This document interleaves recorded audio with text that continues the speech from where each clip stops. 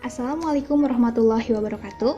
Nama saya Silva Nurjamani Abdillah akan menjelaskan tentang sentralisasi. Sentralisasi berasal dari kata sentral yang artinya pusat. Maka secara sederhana, sentralisasi berarti pemusatan. Menurut Kamus Besar Bahasa Indonesia, sentralisasi adalah penyatuan segala suatu tempat mengenai daerah dan sebagainya yang dianggap sebagai pemusatan. Jadi, secara umum, sentralisasi adalah memusatkan seluruh wewenang kepada sejumlah kecil manajer atau kepada yang berada di posisi puncak dalam suatu struktur organisasi. Nah, diberlakukannya sentralisasi tentunya memiliki tujuan tertentu, baik itu untuk pemerintah agar lebih mudah mengelola maupun agar manfaatnya dirasakan oleh rakyat. Adapun tujuan dari sentralisasi yaitu yang pertama, mempermudah penerapan kebijakan umum dan pelaksanaannya di suatu daerah. Selanjutnya, mengendalikan suatu daerah agar tidak terlalu mandiri dan berpotensi memicu konflik kepentingan atau bahkan bisa memisahkan diri. Yang selanjutnya, memudahkan dan mempercepat proses pengambilan keputusan yang secara tidak langsung menunjukkan kepemimpinan yang kuat. Sentralisasi juga memiliki keunggulan dan kelemahan.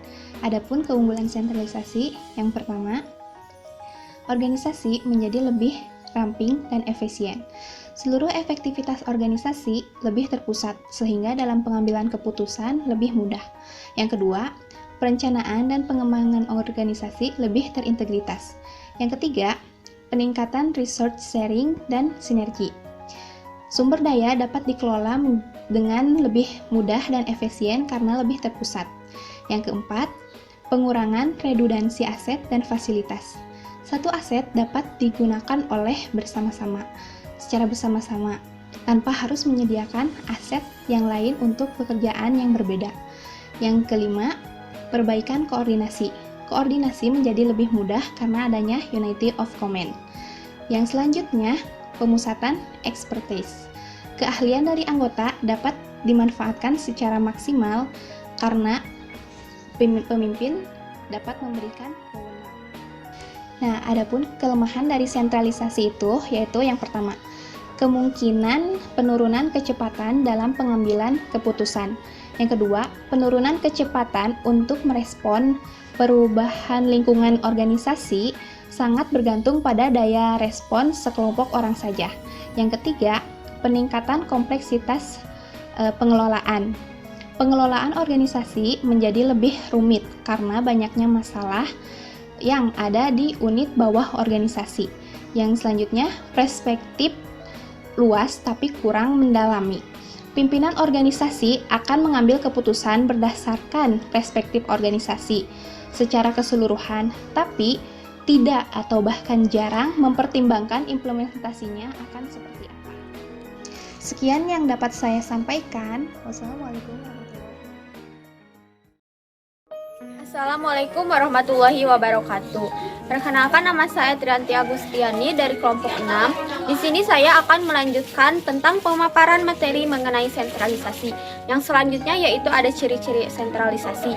Yang pertama, adanya pemusatan seluruh wewenang kepada pemerintah pusat. Yang kedua, segala sesuatu hal yang berhubungan dengan politik serta administrasi ditangani oleh pemerintah pusat. Yang ketiga, pengambilan keputusan dilakukan oleh pusat. Yang keempat, kebijakan umum yang diambil lebih mudah diimplementasikan kepada seluruh daerah. Yang kelima, adanya keseragaman manajemen dimulai dari perencanaan, pelaksanaan, pengelolaan, serta evaluasi. Yang keenam, terdapat kemudahan dalam berkoordinasi sebab rantai komando dipegang oleh pemerintah pusat. Dampak negatif dan positif diterapkannya sistem sentralisasi ditinjau dari beberapa aspek. Aspek yang pertama yaitu segi ekonomi. Dalam segi ekonomi ini, dampak positif yang dirasakan dalam penerapan sistem sentralisasi ini yaitu perekonomian semakin terarah dan teratur karena pada sistem ini hanya pusat saja yang mengelola perekonomian. Namun dampak negatifnya yaitu daerah seolah-olah hanya dijadikan sapi perahan saja dan tidak dibiarkan mengatur kebijakan perekonomian, sehingga adanya pemusatan keuangan pada pemerintahan pusat. Yang selanjutnya yaitu ditinjau dari segi sosial budaya.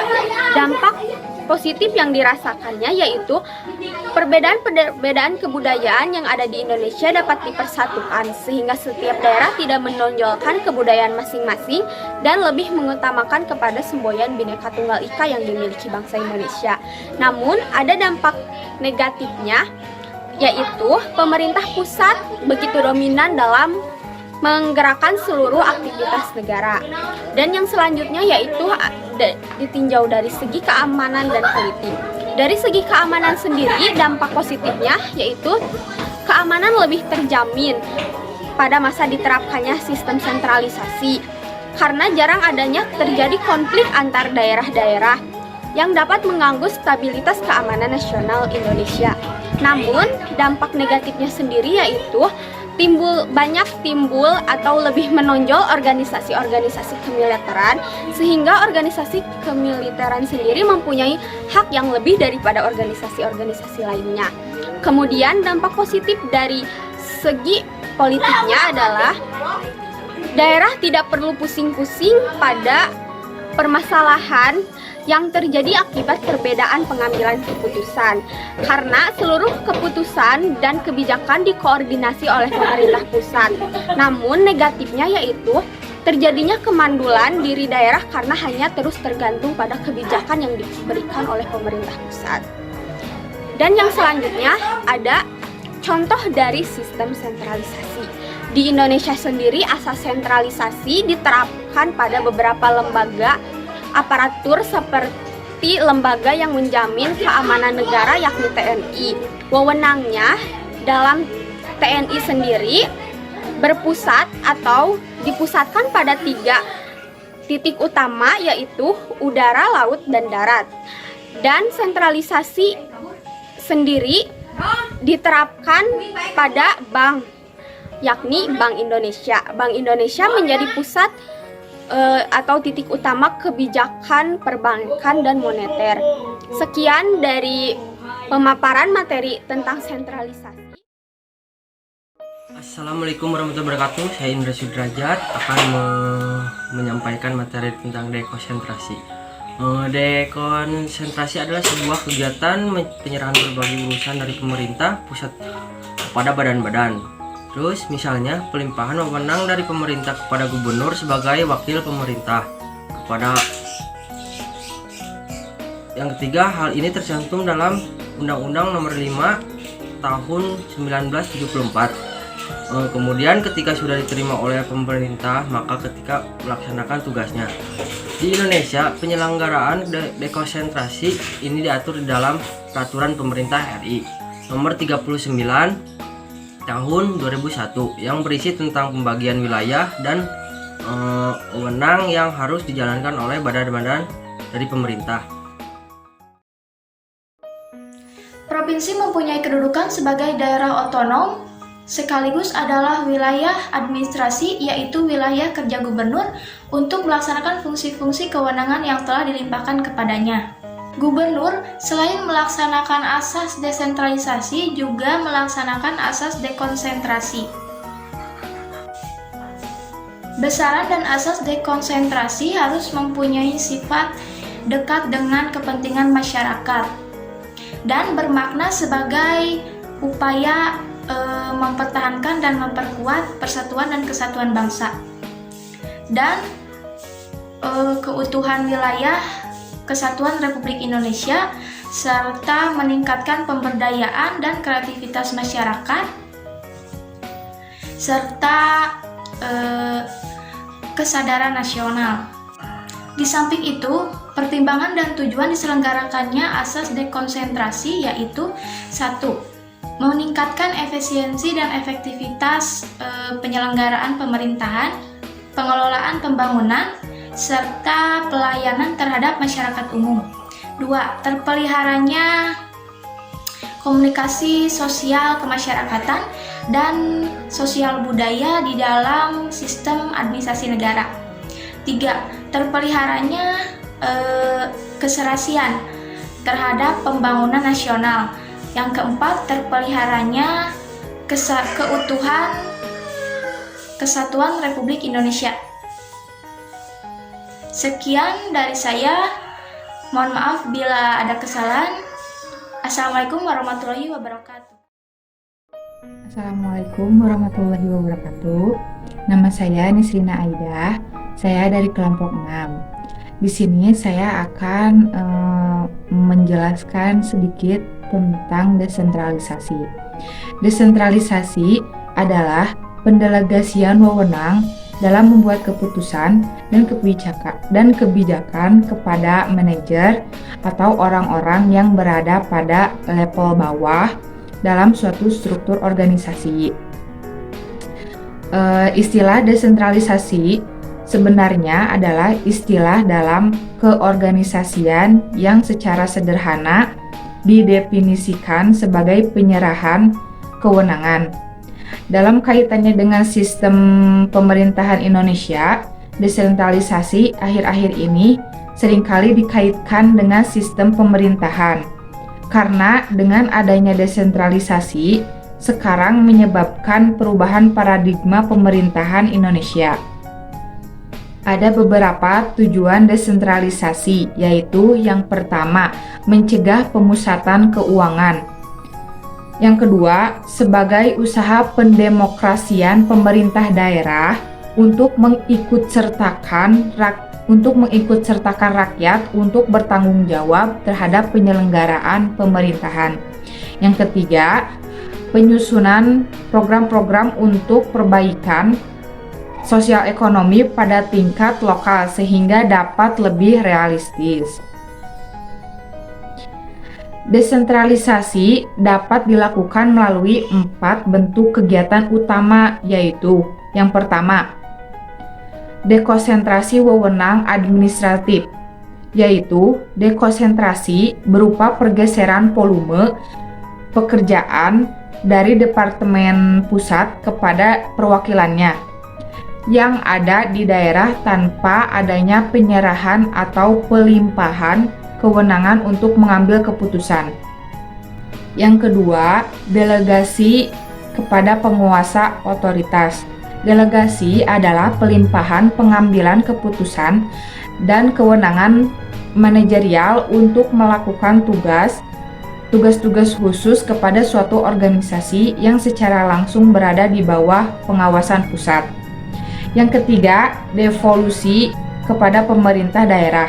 Devolusi adalah kondisi di mana pemerintah pusat membentuk unit-unit pemerintahan di luar pemerintah tertentu kepada unit-unit itu untuk dilaksanakan secara mandiri. Yang keempat, pemindahan fungsi dari pemerintah kepada swasta. Yang disebut sebagai pemindahan fungsi dari pemerintah kepada swasta atau privatisasi adalah menyerahkan beberapa otoritas dalam perencanaan dan tanggung jawab administrasi tertentu kepada organisasi swasta. Smith 1985 mengungkapkan desentralisasi mempunyai ciri-ciri tertentu, yaitu sebagai berikut. Yang pertama, penyerahan wewenang untuk dapat melaksanakan fungsi pemerintahan tertentu dan juga pemerintah pusat kepada daerah otonom. Yang kedua, fungsi yang diserahkan ialah dapat dirinci atau fungsi yang tersisa. Yang ketiga, penerima wewenang ialah daerah otonom. Yang keempat, penyerahan wewenang berarti wewenang untuk menetapkan dan juga melaksanakan kebijakan. Wewenang mengatur dan juga mengurus kepentingan yang sifatnya lokal. Yang kelima, wewenang mengatur ialah wewenang untuk menetapkan norma hukum yang berlaku umum dan juga bersifat abstrak. Yang keenam, wewenang mengurus ialah wewenang untuk menetapkan norma hukum yang sifatnya individual dan juga konkret. Yang ketujuh, keberadaan daerah otonom ialah di luar hierarki dari organisasi pemerintah pusat. Yang kedelapan, menunjukkan kepada pola hubungan antar organisasi. Yang kesembilan, menciptakan political variety dan juga diversity of struktur di dalam sistem politik.